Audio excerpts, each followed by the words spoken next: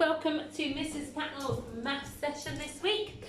We have had a busy week looking at 2D shapes on the first couple of lessons. Then yesterday we looked at positional language and we had our grid and we placed things between and next to and under. And then today we're going to move on again to symmetry. Okay, now if you're in my class, we have looked at symmetry before and things that are symmetrical. Perhaps you could have a practice saying symmetry, symmetry, or symmetrical. So 4 syllables in symmetrical. We did look once before at this in my class and we had butterflies floating around the art area and we made sure that we made them the same on both sides. So I don't know if you remember doing that. Not all of you had a crack at doing a butterfly, but that is symmetry, okay? When things are mirrored the same on the other side. So both sides are a mirror image of one another. They are symmetrical, okay? So we are going to start off today making something symmetrical. Now, here is our my clay heart, okay? Now, the reason why I've picked hearts, one is because they are symmetrical. So whatever's on this side is mirrored exactly in the same place on the other side. So hearts can be, I mean, not real hearts, but certainly hearts like this are symmetrical, okay? So I've gone for a heart for 2 reasons. One, they are symmetrical to begin with, and 2, a teacher in our Federation School, Flitcham, is making a beautiful display of heart art, okay, heart art, so all artistic work in the shape of a heart. So I thought that we would use our symmetry in maths this week to make some of those hearts, and then you can put your pictures onto tapestry and I will send them on to that teacher at our Federation School and she will add them to the massive display she's doing of all the hearts made by both schools together. So that's why I'm picking this for those 2 very important reasons. So I'm using clay today. Not everyone's got clay at home. I don't actually have clay at home. I'm just handily in school and there's a big bag of clay. So you could do it with Play-Doh. You could draw a heart on paper. You could use paint to do your heart symmetrically. You can use card. You can use whatever you want to make your heart, okay, your artistic heart. I don't mind. Just today I'm using clay because for the purpose of the video, I can pick it up and show you and hopefully whatever I've stuck in won't drop out, okay?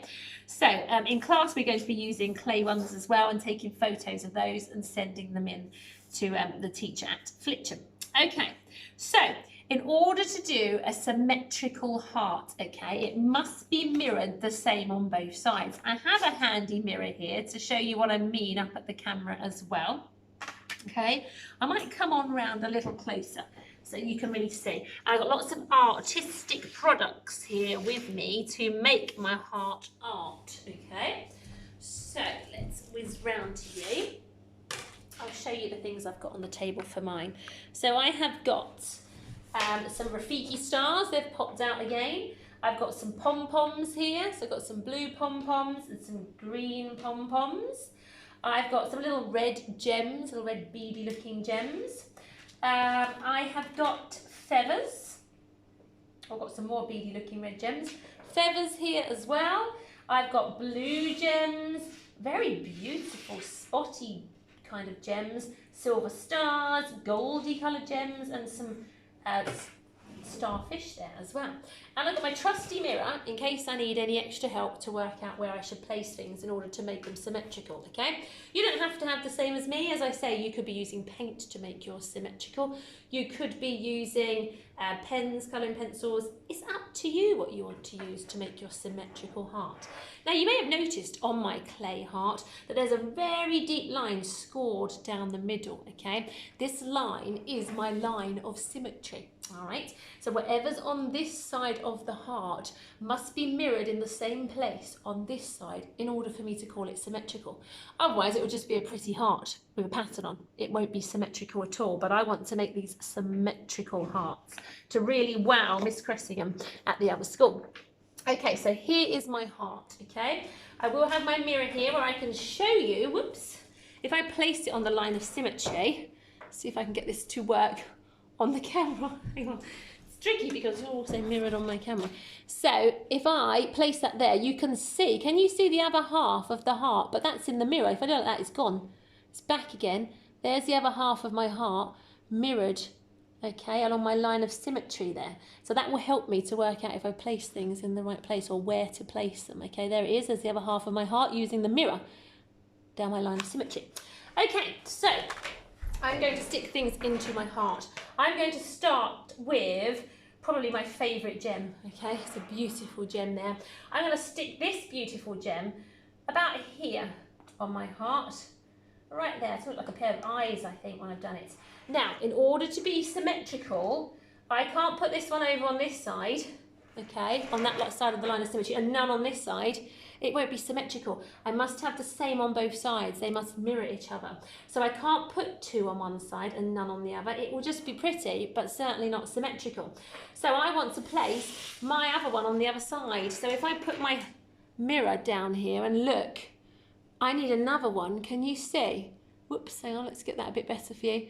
I need my other one in the same place on the other side, just like the mirror is showing me, okay? It's not there yet because I haven't put it, but if I put my mirror down my line of symmetry, it will help me know exactly where I need to put it. So I need to go the other side of the line, but not right on top of it, a little bit back, like the other one is, like that and that, okay? Let's just check that that looks right.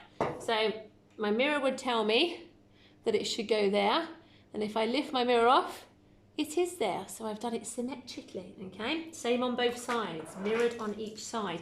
Next, I'm going to go with green pom-pom. Hopefully this will stick into my symmetrical clay heart. I'm going to put my green pom-pom, I'm going to put one here, right close to the line of symmetry. Now, remember, I can't put two on one side and none on the other. It won't be symmetrical. I equally want one on the other side, but do I want it over here? Right away from the line. Is that symmetrical if I put it all the way over there? I mean, it's got a green blob on each side, but are they in the same places? If I use my mirror to help me, and I put that on the line of symmetry, it's showing me that my other side needs to have the green pom-pom right close to the line of symmetry. Okay, so I can't put it over here. I have to squeeze it in up close to the line of symmetry. And there it is. So far, so good. We look pretty symmetrical, don't we? Next up, I'm going to put a pink feather in my heart. I'm going to put a pink feather up here just above the green jewel, okay, just above the green jewel. So would it be symmetrical if I put this one down here? It's on the other side. Would that be the same on each side? Is it mirrored on each side? No, I can't put it down there. It must come up here in about the same spot, right close to the edge of the heart, but above that particular jewel. So I think about there will make it symmetrical. Oops, I have to tilt it back a little bit. Looking good so far. Absolutely symmetrical down my line of symmetry. Up next, I think I'm going to go with starfish. Okay, so I'm going to put my starfish, I'm going to put my starfish here above my special green gem. There we are, there's my starfish. Now, in order to be symmetrical, can I put this starfish behind the pink feather here? No, I can't, because it's not behind the pink feather here, it's in front of it. If I use my mirror to show me where my starfish is, down my line of symmetry. Hang on, let's get it for you to see. Right, okay, so my starfish needs to be just the other side of the line of symmetry, but before the pink feather. So it needs to be just beyond the line of symmetry, but before the pink feather. There we are, looking symmetrical still. Fantastic. Right, I'm going to go with a blue gem. My blue gem is going to go down the bottom here, right near the point. Okay, so there's my blue gem. Can my other blue gem, can it go on the same side to be symmetrical? Not if I've only got two. I'm going to need to put it on the other side. Can I put it up here? No, it wouldn't be symmetrical. It needs to go just past the line of symmetry here as well. Push it in there like that. Looking good, looking symmetrical. Let's go with my red. I've got 4 of these actually. So I could, look, put 2 on one side and 2 on the other because I've got 4 in total. So I'm going to put those here and here.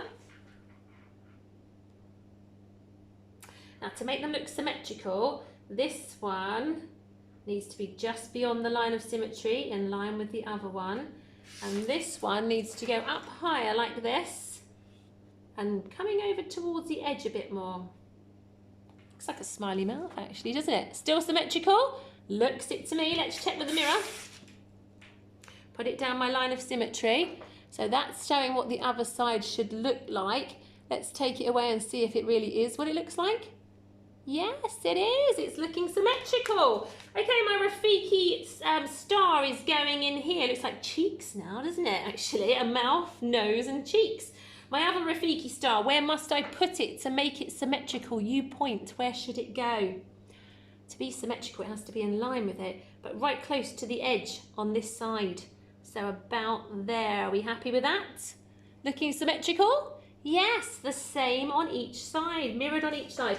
Okay, I've got blue, oops, well, I did have blue pom-poms, but I've lost it. Here it is, blue pom-pom. I'm going to put that up the top here, above my starfish, right in the rounded part of my heart, and there it goes on the other side, that far away from the line of symmetry. Looking very symmetrical and beautiful. My last bits, my gold diamonds here.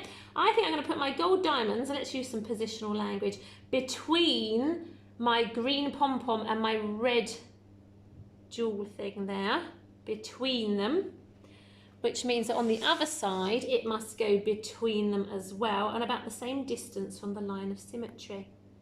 There we are, fantastic.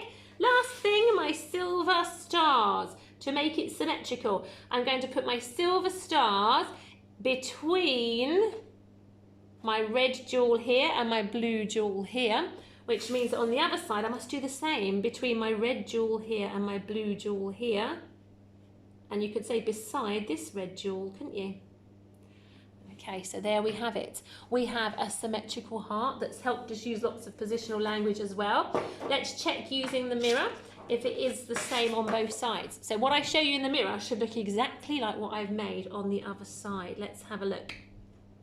So this, if you can see that okay, I'm not doing this at the best way, am I? There we are. So that's what the other side should look like.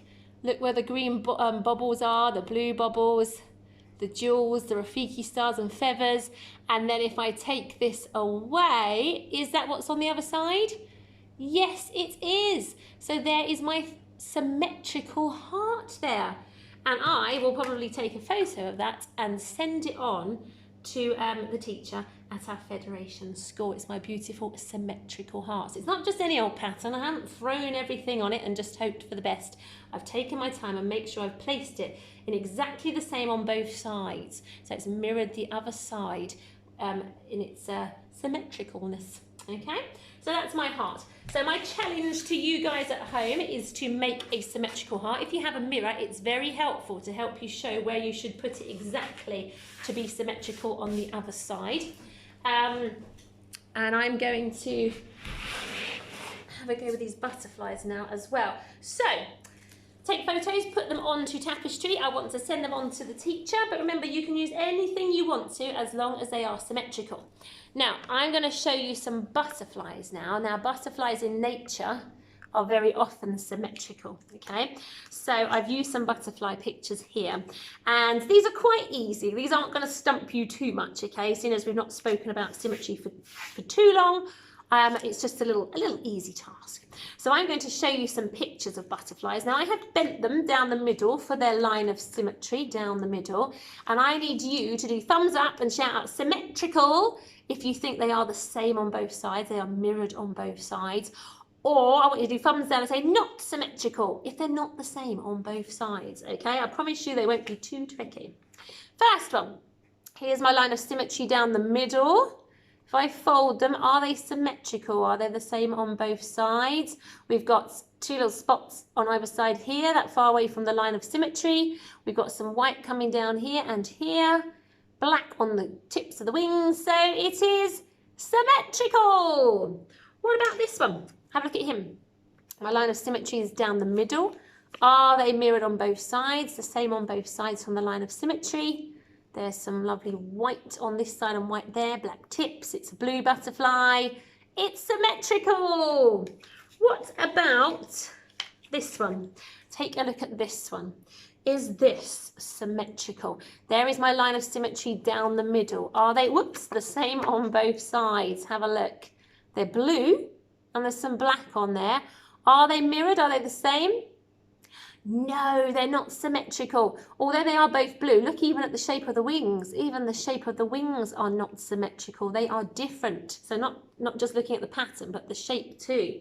Right, what about this one? This lovely blue butterfly. Is he symmetrical or not symmetrical? What do you think? Have a look. Look at his patterns on this side. Look at the shape of the butterfly. Is it symmetrical?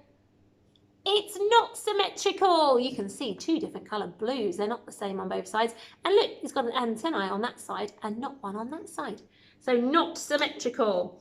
What about this one? Have a look at him. Is he symmetrical? He's got the light shining on him. Sorry, he's a bit glossy where I've laminated him. He's got red down here on his wings. He's got a similar shaped wings, two antennae. Yes, he's symmetrical. The same on both sides.